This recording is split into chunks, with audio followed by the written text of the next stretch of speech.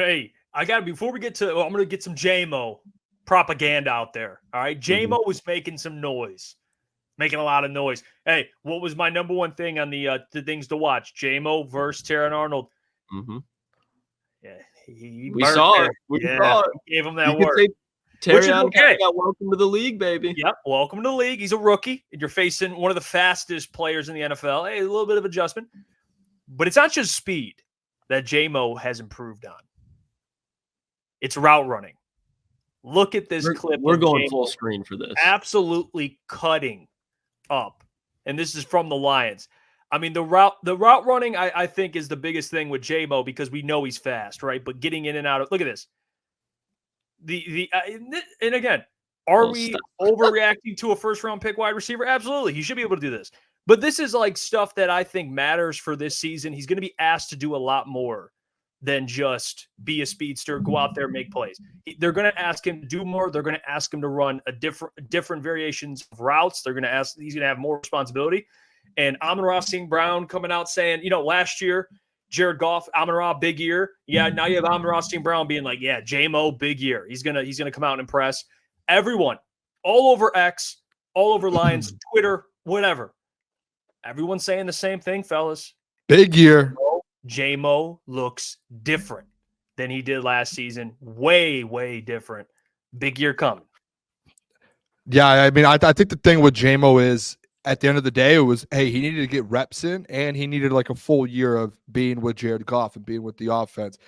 The rumors out today, and I'm sure we might, I think we might show a couple tweets here, I don't know, but like there was rumors that this guy was out there, had a bad breakfast, went out there, performed at the highest level, and was throwing up while he was doing it, and he just kept performing, and he kept performing, and he had a route, and the Lions posted a route today of him just 4 steps in front of Terrion Arnold and Ife Melifonwu, and they weren't even close to him, and it was the easiest touchdown of all time. I think this year, like, as we start to see this a little bit more, and you start to see Jameson Williams kind of getting into the rhythm of things with Jared Goff, and they start that connection down a little bit. Think about this. Think about the connection that Jared Goff had with a guy like DJ Chark downfield. A lot of people said Jared Goff can't throw downfield. That's a lie. DJ Chark was getting a lot of passes downfield, and he was making plays downfield with Jared Goff. Jameson Williams is better than with DJ Chark. Felt like I'm not gonna make any references, but stuttered there. I don't want to say who I felt like, but he's better than DJ Chark, and he's faster, and I think this is going to be a lethal. It makes me excited because you guys know my question marks on the wide receiver room. I think today, at least with wide receiver 1, obviously with Saint, and wide receiver 2 here with JMO. I think that I feel pretty good about that. Obviously the back end we still got to talk about. And you see it here, you can just play it like this. Look, this man has so much space on these guys. Look at that. It's not even close. Like this guy he's going to have a big year. Like we talked about 800 yards. I don't think that's a crazy thing. He's going to have some big plays. And even if guys out there, some of the best corners in the league think they can guard him, those same corners think they can guard Tyreek Hill, and they can't. They're not going to be able to touch JMO in certain scenarios. He's going to have a lot of bodies.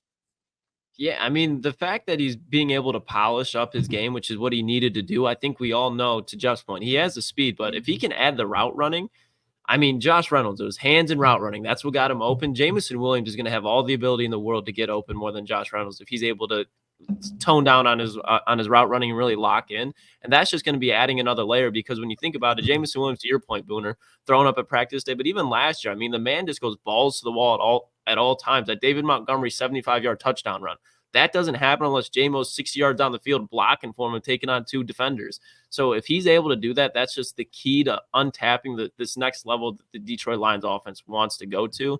And to your point, like the Tyreek Hills of the world, that's what really got them to the next level. I'm not saying he's going to be Tyreek Hill. I think it's impossible for him to do that, especially in this offense. But just having that type of threat down the field, and then, now he can stop and he can hit you with the hitch. He can hit you with the curl. He can hit you with the dig route. Like that keeps defenders on their toes. If it's hard to keep up with JMO and man coverage, that's going to be on your cornerback too, because your cornerback 1's going to be on Amon-Ra. So that's just going to be barbecue chicken every day of the week. Mm-hmm. Agreed.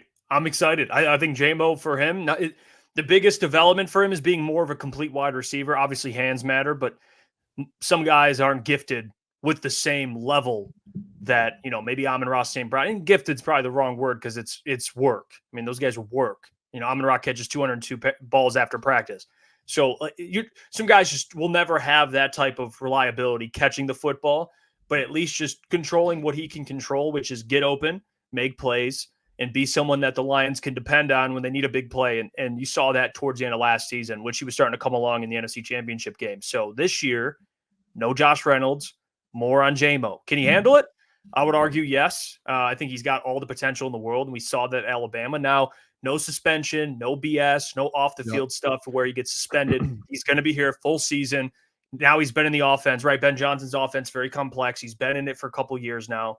At least what they ask of him is very, very clear. There's really no excuses. He's healthy. Go out there, make plays, and basically fill what Josh Reynolds left. That void. That should be Jameson Williams. No question. Shout out to here. I want to read this tweet off. Nick Baumgartner said, Jameson Williams looks stronger through the middle, more explosive with better body control in the air and near the sideline. If he had one hit the dirt today, and he said he didn't see it. If a ball had hit the dirt, he didn't see it. So Jamo went out there today, like the first day that media is out there.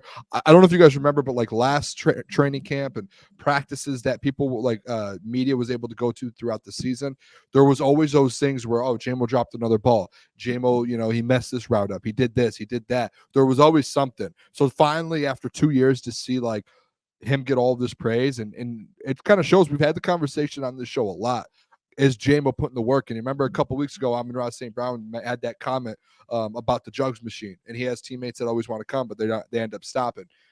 It shows today when you come out that Jamo's he's been working, and he's been putting in the work to be able to kind of show up and show out and kind of go at it. So I think he does, just because of that. Like now he's had a full off season of no injuries, no suspension. I think this is a year to where you could have a very scary 1-2 punch here when it comes to your wide receiver room. And that's not even thinking about the Sam Laportas and Jahmyr Gibbs and those things.